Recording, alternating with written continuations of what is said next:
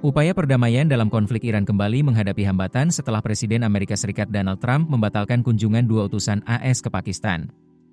Keputusan ini memperburuk prospek negosiasi damai, menyusul kegagalan pembicaraan awal antara Iran dan Pakistan.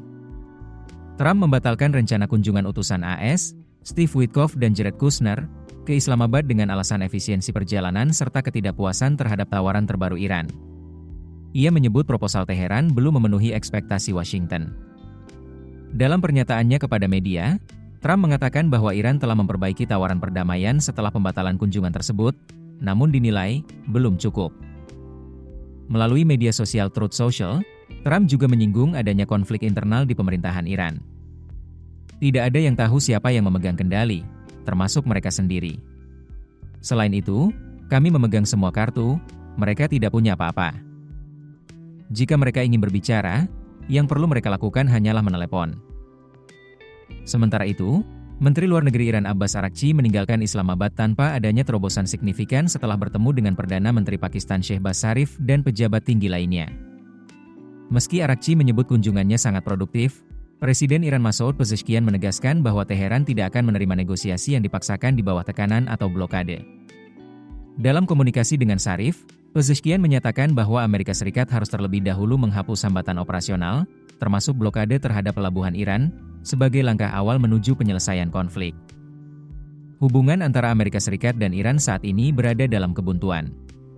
Iran dilaporkan telah membatasi akses di Selat Hormuz, jalur yang mengalirkan sekitar 20% pasokan minyak dan gas alam cair dunia. Di sisi lain, AS tetap memberlakukan pembatasan terhadap ekspor minyak Iran. Situasi ini memperburuk ketegangan yang telah berlangsung sejak serangan udara AS Israel ke Iran pada 28 Februari lalu. Sejak itu, Iran melancarkan serangan balasan ke Israel, pangkalan militer AS, serta negara-negara Teluk. Konflik ini mendorong lonjakan harga energi global ke level tertinggi dalam beberapa tahun terakhir, memicu inflasi dan meningkatkan risiko perlambatan ekonomi dunia. Dalam pernyataannya, Araghchi menegaskan posisi Iran terkait gencatan senjata dan penghentian penuh konflik yang disebut sebagai perang yang dipaksakan.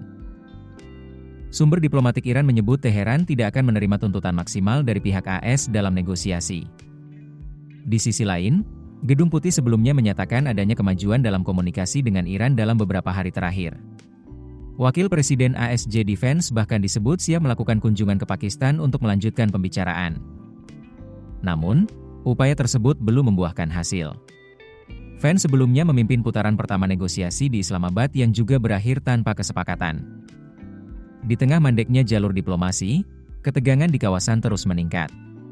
Perdana Menteri Israel Benyamin Netanyahu dilaporkan memerintahkan serangan terhadap target Hezbollah di Lebanon, meskipun gencatan senjata telah berlangsung selama 3 pekan. Langkah ini berpotensi memperluas konflik di kawasan Timur Tengah dan semakin mempersulit upaya perdamaian. Dengan situasi yang semakin kompleks, prospek penyelesaian konflik dalam waktu dekat masih terlihat suram, sementara dampaknya terhadap stabilitas energi global dan geopolitik terus berlanjut. Keputusan bisnis terbaik datang dari data, bukan tebakan. Mudah berlangganan Business Insight dengan subscribe with Google.